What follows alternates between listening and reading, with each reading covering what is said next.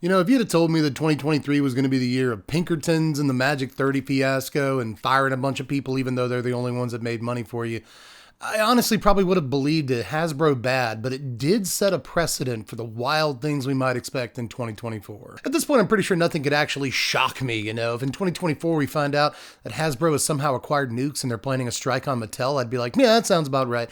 If the WotC workforce decides to unionize and then Hasbro responds by just firing them all and replacing them with like outsourced child labor, I'd be like, yeah, that's Hasbro. So there you go. We're only about a minute into the video and I've already given you 2 predictions that are honestly just as likely to happen as anything else I'm going to say in this video. So let's get right to it. We are at a weird place on the timeline and wild things are bound to happen. So let me give you my top 5 predictions for 2024. And I'm your favorite Magic Channel's favorite Magic Channel. Best believe that the professor go bananas for my deck tech. And we're back. Make sure you like the video, sub to the channel if you haven't done it yet, and check out the link in the description to support us on Patreon, thus validating my existence. Speaking of, by the way, Patreon, not my existence. No one ever speaks of my existence. Anyway, the Patreon of the day today is Lucas Muncie. What a good patron. He's been a patron for a good while now. Big Luke. The Munce, we call him. I don't know if anybody calls him that. But either way, I just want to take a second here, because this video is brought to you by Lucas Muncie. Thanks for being a patron, Luke. You're a good dude. Does anybody call you Luke? I don't know. Lucas, thanks for being a patron. I should call you by your name. Either way, you're awesome. But let's get to the actual subject matter today, because we got some prees to dick. Sorry. Now we're going to start small here with some honorable mentions. I've got like 3 of them, but I'm going to try to fly through them faster than I ever have flown through honorable mentions. So stick with me for a second, because these are all going to be really fast. First of all, I've got written down here just 2 words. Netflix show. In October of 2023, I get to say October of last year now, and that means 2023. So just a few months ago, really, in the scheme of things, we got a little bit of an update in like an investor call on the Netflix show. We know that it's still being produced and all that. So maybe, just maybe, we will actually see the fabled first mentioned in 2021 and then never mentioned again Magic the Gathering Netflix show. Will it happen this year? Apparently it's going to happen at some point. My other thing that I've got written down here, I've got 2 more things, but the next thing is something that's kind of for Murders at Karlov Manor, because I think it's most likely to happen there and it makes the most sense like thematically, but it doesn't have to happen there. It could happen in like Duskmore or whatever it's called, the like haunted house set. There's plenty of sets that could happen in. Either way, bottom line, I think there's going to be face down cards again really soon, like as a mechanic. I don't know if it's going to be more for like a different face down thing, but when you think about it, we actually haven't gotten face down cards like that often in Magic history, and I think it's kind of convenient that we just got Khans of Tarkir draft back on Magic Arena to like acclimate people to the idea of face down cards being a thing that happens in games. So it wouldn't surprise me, especially now that we just got Khans on Arena, if maybe we get some face down cards as a mechanic. That's all I'm going to say is face down cards over and over. But I guess my last honorable mention here is just to say that Bloomburrow is going to be huge. You guys know about this set? It's the one with all the tiny animals in it. The animals are going to be tiny, and that's the only thing I know about the set. There's like no humans on this entire plane. It's all aminals, and they're all going to be super, super cute, and it's like cottagecore and kawaii. It's going to be amazing. And I think, I'm not going to get too far into this because I might do like a whole video about it, but I have a feeling here that this is going to be the biggest standard release of all time, like in terms of sales or money made or however Hasbro wants to calculate it. I'm pretty sure that like next to like Lord of the Rings, which wasn't a standard release, this is going to be like one of the best selling Magic sets in the history of Magic the Gathering. So all I'm saying is that I think Bloomburrow is going to be absolutely nuts. It comes out this coming up autumn. So like, like 9-10 months before the set comes out, but mark my words, this is going to be an absolutely enormously successful set. I just bet you. Let's go ahead and get to my actual number 5 here, which is kind of an extension of the honorable mentions. And it's where I get to like keep things lighthearted before we make a really hard turn into slightly more depressing stuff, depending on your point of view. Right? So all I'm going to say is that for number 5, we are going to get the villain. Who's it going to be? I actually do have like a guess here, but I imagine that like some large-scale villain is actually going to truly emerge in the Magic storyline.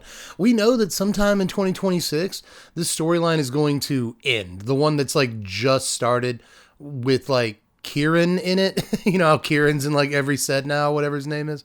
Kellen? Is his name Hold on. Yeah, his name's Kellen. I had to look it up. because his cards usually don't see like any competitive play whatsoever. So I forget the guys' names. I'm not like that into the story. So who might even be doing this entry? But either way, we're gonna finish off that storyline sometime in 2026, which means that we need an actual like villain, like a big, this is the guy or lady. I don't discriminate. So who's it gonna be? Well, the smart money, and I've seen a lot of articles that say it's probably gonna be Tezzeret. That Tezzeret will emerge as like the guy that's like the central villain in the story. And I like it. There's some outside money on Bolus coming back somehow. Could have, who knows? Yeah, could happen. But my money, I think the smart money, and this couldn't happen. This doesn't have to happen this year. But all I'm going to say is that I think the actual money here, ultimately, and it could be Tezzeret. We could get like a bait and switch, right? Where it's Tezzeret. We think it's Tezzeret, but it's not actually Tezzeret. I think it might be Emrakul. I think it's actually happened. I think they're going to pull the trigger on this. I don't know if we're going to get like Eldrazi again. I don't know if they're going to do all that, but we do know that Emrakul's still alive, right? She's in like a moon somewhere or something. They trapped her up in a moon. Okay, you know what's relevant about that is that at some point in 2025, we're going to get, as far as I know, a standard release that takes place in space.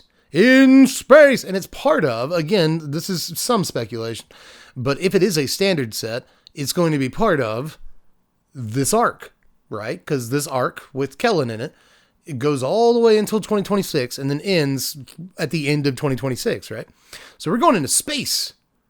What's in space? The moon.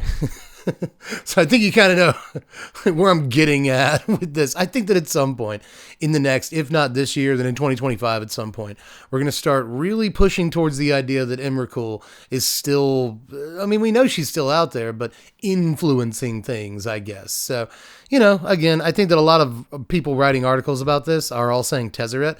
And again, I think we might get swerved by Tezzeret. I think Tezzeret might be a thing for a couple of sets, but ultimately, I think that the thing influencing everything right now might just be Emmy herself. We'll have to wait and see. That's my number 5. Let's go ahead and get to number 4 and take a hard turn into reality because, the honorable mentions were lighthearted. And then for number 5, we got to Vorthos out a little bit.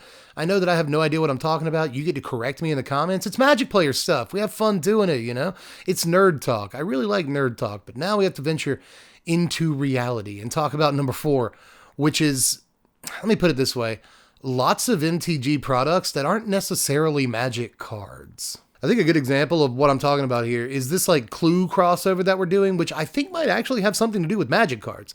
Believe it or not, at first we all thought it was going to be like Clue, but you're Jason Liliana, Professor Liliana, which I guess is already a thing, right? Colonel Jace. So it's not that. It's not just Clue with Magic people, apparently. It's actually kind of like a jump starty sort of product, if you're familiar with that at all. So it kind of looks interesting and it's still pretty enigmatic as to what it actually is, but it's also kind of hard to determine whether or not this is a bad or good thing. It's all about perspective, I'm not here to determine your perspective for you. That's up to you, so I don't really want to push you in either direction because I'm not sure how I feel about it. I do want Magic the Gathering to be a more recognizable IP in the world, right? I want more people to, I want to go up to people at the gas station and be like, I play Magic the Gathering. Don't do that. It's kind of weird. But in case I wanted to, I want to be able to do that. And they'd be like, oh yeah, Magic the Gathering. I know what that is. Most people still don't. Okay. That's just the reality of the situation. If you tell anybody above the age of like 50, like, oh yeah, I do Magic the Gathering. They'll be like, you do Magic? What? they don't know what that means. So what I'd like is a little bit more mainstream sort of, recognition of our game and get more people in. And I think there's nothing necessarily wrong with that.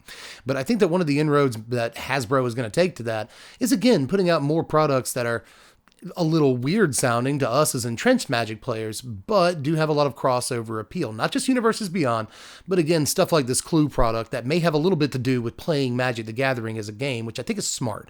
I think if Hasbro is going to do a lot of crossover IP that's not necessarily Universes Beyond, it's probably best to make sure that when people are introduced to Magic, they're introduced to it as a game. Right? That's good. I like that. Stay in that direction that you're on right now. But I imagine that fairly soon, if they think they can make any money off of it, we're going to get a bunch of Magic crossovers that aren't Universes Beyond and in fact have nothing to do with Magic at all. So we'll have to wait and see on this. I think you kind of know what I'm talking about. And I'm not just talking about things like apparel, although I imagine that they are going to get a little bit more guarded with their IP fairly soon. I mean, I've got a bunch of Magic the Gathering shirts. I bought them at Kohl's.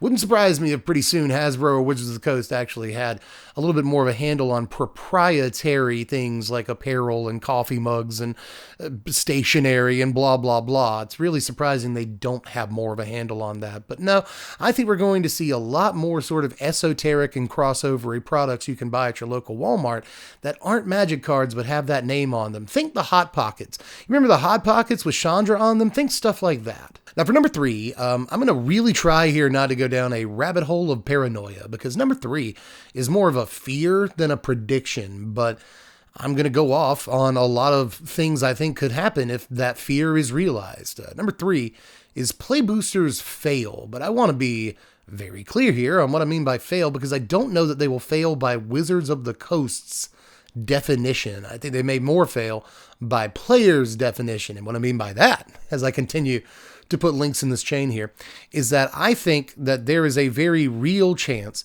that either play boosters will factually and objectively ruin the limited play experience, or the perception by players is that it will have ruined the limited play experience. And both things are effectively the same. Now, if that does happen, that'd be bad enough. But my fear is the response to it by Wizards of the Coast, because they put themselves in a position here, very stealthily, very cunningly, where they can turn around and say, oh, okay, you don't like drafting new sets. Okay, that's fine. Well, you could always draft these remastered sets on MTG Arena. You could always do this draft event that we're doing on MTG Arena or MTGO, special draft event with this old set. Hey, Cons is on MTG Arena. You could always draft that. We're always putting out old sets for you to draft on Arena now. Hey, we got this MTGO Cube. We got this MTG Arena Cube. That's a good draft experience curated specifically for you, the customer. Don't you want to play that? Hey, remastered set coming out this month. That's a good draft experience. That's curated just for draft. Now, in case you haven't caught on here, I don't know how you wouldn't have at this point, but I think that Wizards has again consciously attempted, again, this is paranoid speculation, but if you really put together some dots, it appears as though they are trying to paint themselves into a situation where there are sets that provide a draft experience, and then sets where they don't have to worry about that. And again, if you do complain, they can always just say, hey, we have all these specially curated sets just for drafting that we made for you. Aren't you grateful? Again, this is more of a fear that then creates offshoots of that fear and creates fantastical situations that are very likely not to happen.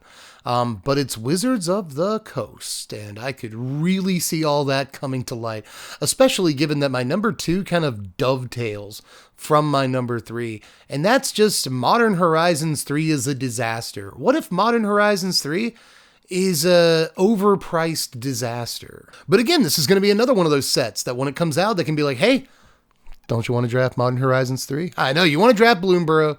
It's in play boosters, so it's going to be weird. It's a weird draft experience. Look, I know that. I get that. But you can always draft Modern Horizons 3. I'm just saying, I think that is probably my least likely prediction to come through. Wizards abandons the idea of limited play in standard sets. I really doubt that's going to happen, but if you had told me a lot of the things in 2023 were going to happen, I would have, well, again, maybe I wouldn't have doubted you. So maybe you shouldn't doubt me when I say that crazy things might happen. But either way, we have gotten a lot of reassurances about draft or play boosters and the draft experience, right? But I'll believe it when I see it, which is a pretty good philosophy for Wizards of the Coast, right? A good thing to remember for this entire video, by the way, is that there's a scene in Jackie Brown where Samuel L. Jackson is talking to Robert De Niro about Bridget Fonda's character.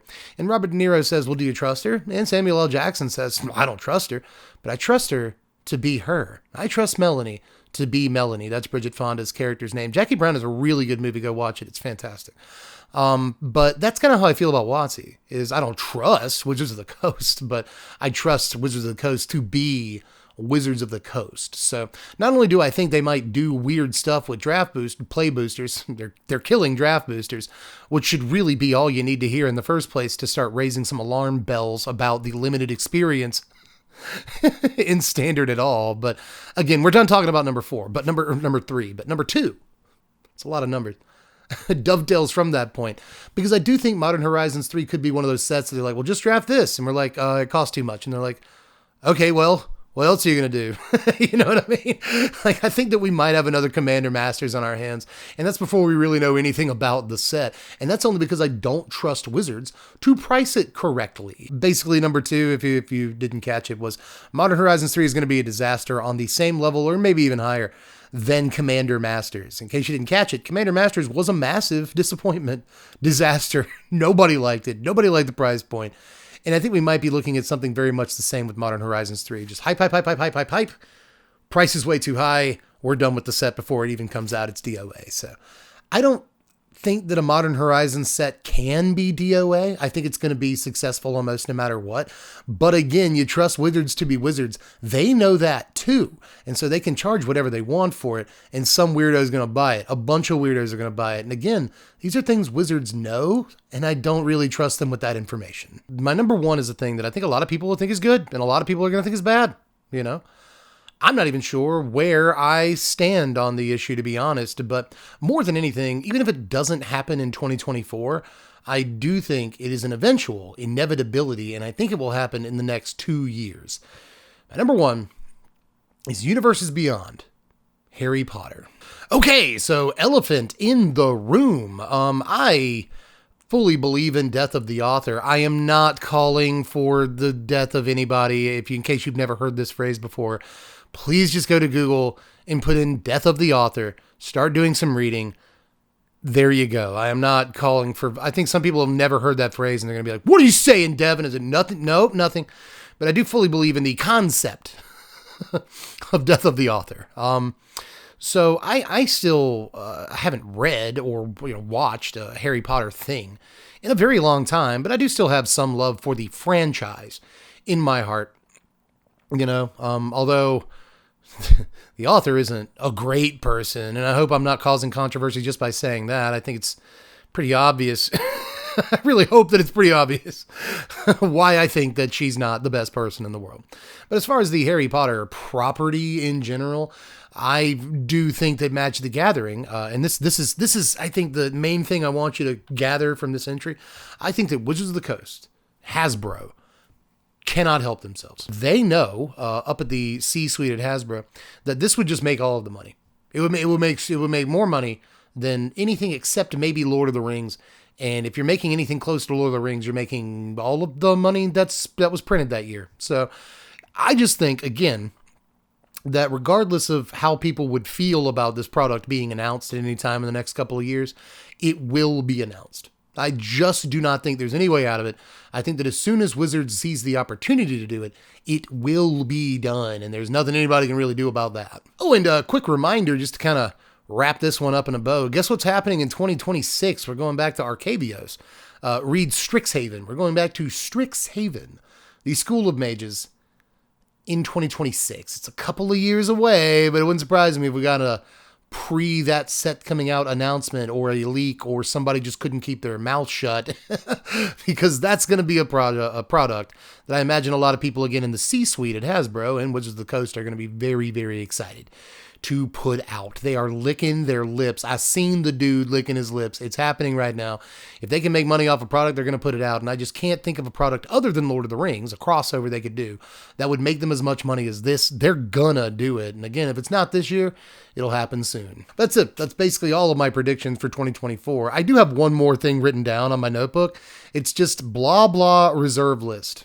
Those words, blah, blah, something reserve list. Maybe this is the year Wizards decides to rip off the Band-Aid and just say there never was a reserve list. What are you talking about, nerds? You know what I mean? We'll see if they do that. That's probably the wildest thing they could do. And honestly, I think they're this close to doing it.